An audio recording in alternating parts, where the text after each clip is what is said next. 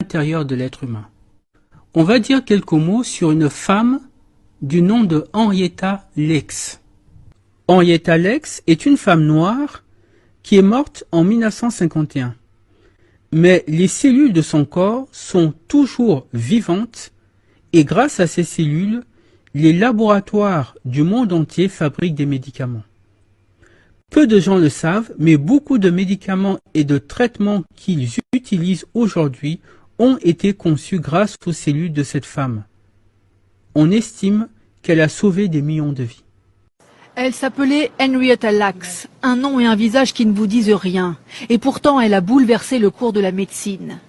En 1951, cette femme noire et pauvre de 31 ans est hospitalisée pour un cancer de l'utérus dans cet hôpital de Baltimore.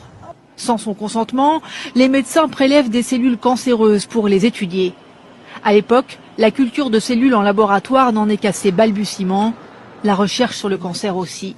Surprise, les médecins découvrent que les cellules d'Henrietta sont porteuses d'enzymes uniques et qu'elles peuvent se cultiver à l'infini hors du corps humain, ce qui n'avait jamais été possible auparavant.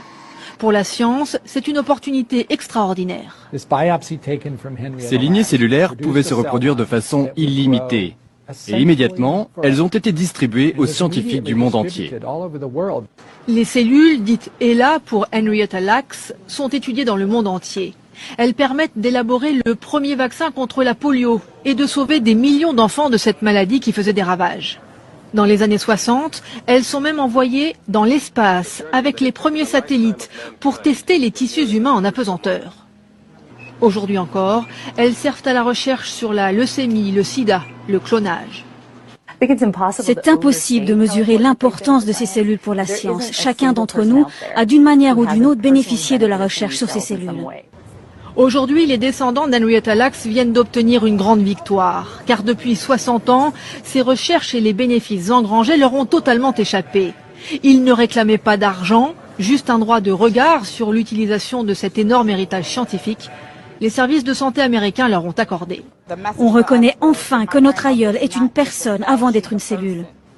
En 60 ans, 50 millions de tonnes de cellules d'Henrietta Lacks ont été reproduites. Pourquoi? Qui était Henrietta Lacks?